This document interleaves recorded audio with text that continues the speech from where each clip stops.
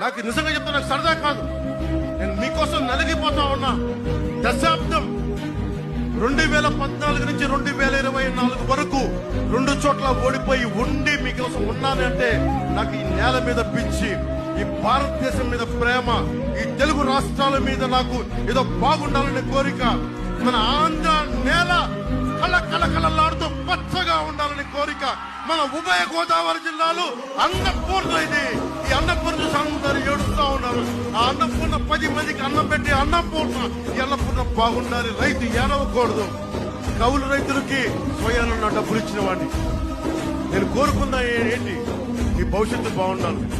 ఒక నదికి ఏముంటది అవసరం? ఒక నదికి ఏముంటది? మీ దాహం తీర్చాలనే కదా. ఒక చెట్టుకి ఏముంటది? అది మీకు నీడ కల్పించాలి, పండిపోవాలనే కదా. పవన్ కళ్యాణ్కి ఏముంటది? మీరు భవిష్యత్తు బాగుండాలనే కదా. ఏముంటది నాకు?